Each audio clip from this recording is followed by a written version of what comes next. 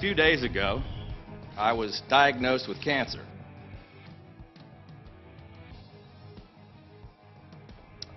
Continuing coverage of breaking news now on 11 News at 6 today. Governor Larry Hogan announcing he's been diagnosed with cancer. Yes, very advanced and very aggressive, the words used by the governor during his announcement today. We have team coverage tonight from our 11 News reporters. We begin with the I-Team's David Collins, who was at the announcement today. David.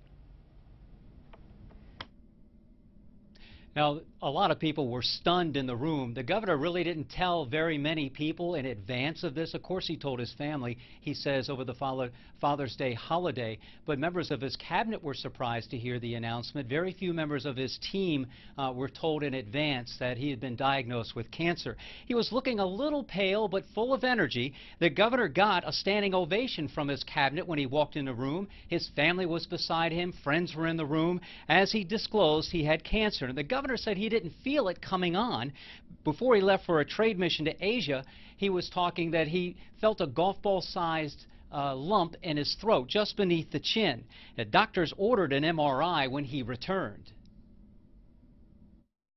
It was one test after another after another. It was like peeling an onion.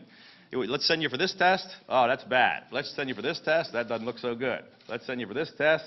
It's even worse than we thought. But I didn't really have any symptoms. I saw one thing pop out. I had a little bit of pain in my back, which I thought was like a pulled muscle.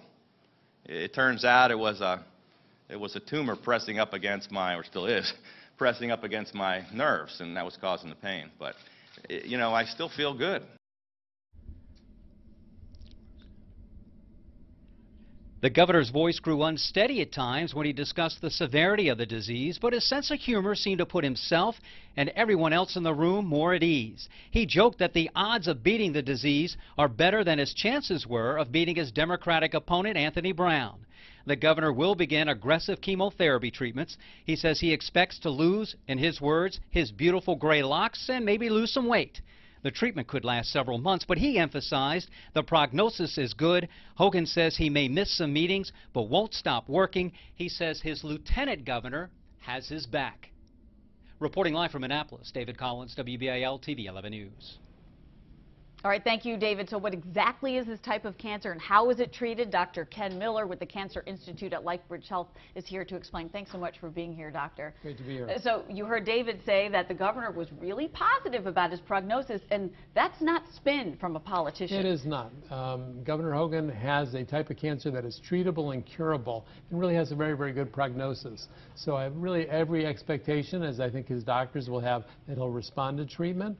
He'll improve and hopefully go into remission and stay there.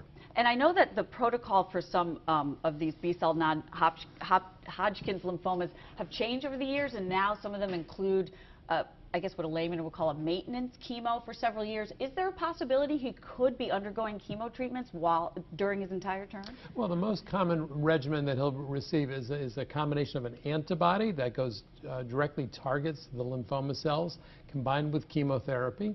Typically, they're given every 3 weeks, and a common number would be six treatments or 6 cycles of therapy. They'll watch him with each visit and then probably do CAT scans every 2 visits.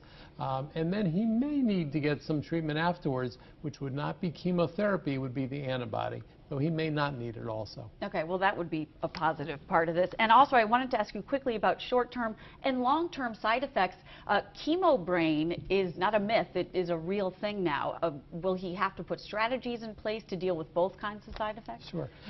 Thankfully, chemo brain or cognitive dysfunction from chemotherapy is not common.